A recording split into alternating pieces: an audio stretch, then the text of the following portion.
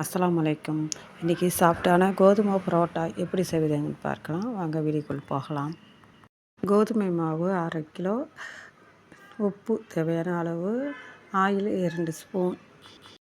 1/2 kilo கோதுமை மாவு, உப்பு தேவையான அளவு, ஆயில் 2 ஸ்பூன், பசும்பால் ஒரு 50 கிராம் சேர்த்து எல்லாத்தையும் ஒன்றா கலந்துக்கலாம்.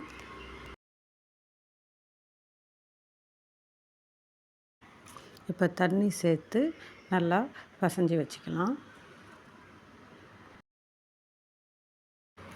கொஞ்சம் கொஞ்சமாக தண்ணி சேர்த்து மாவை பசைஞ்சு ஒரு 10 நிமிஷம் மூடி வச்சிடலாம்.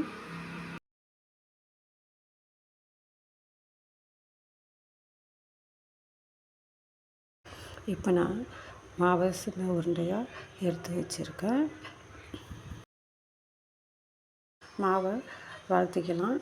நான் அடிப்பக்கம் கொஞ்சம் மாவு சேர்த்து நான் உருண்டை வச்சு மாவை வளர்த்த ஆரம்பிச்சிட்டேன். இப்படி மாவு நல்லா வளர்த்துனா தான் நம்ம கத்தியால் இப்படி கிழிச்சி விட்டுக்கலாம்.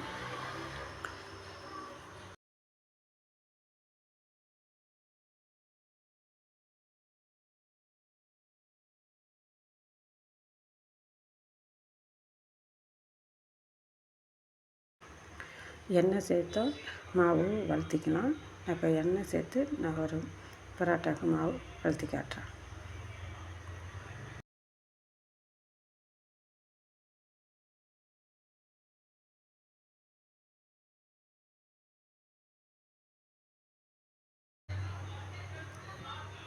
இப்போ பரோட்டாவுக்கு எல்லாத்தையும் வளர்த்தி எடுத்து ரெடி பண்ணி வச்சு இப்போ நம்ம வளர்த்தி தோசைக்கல்லில் போட்டு எடுத்துக்கலாம்.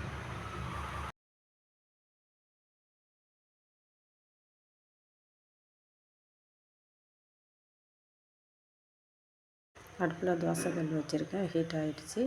இப்போ கோதுமை பரோட்டாவை போட்டு எடுத்துக்கலாம். 2 பக்கமும் திருப்பி போட்டு எண்ணெய் ஊற்றி செவந்ததும் எடுத்துடலாம்.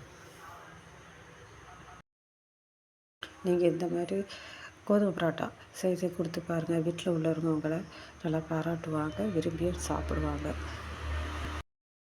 கோழி குருமா, முட்டை குருமா இதுக்கெல்லாம் சேர்த்து சாப்பிட்டா நல்லாயிருக்கும். பரோட்டாவை மெதுவாக அரிசி எடுத்துக்கலாம்.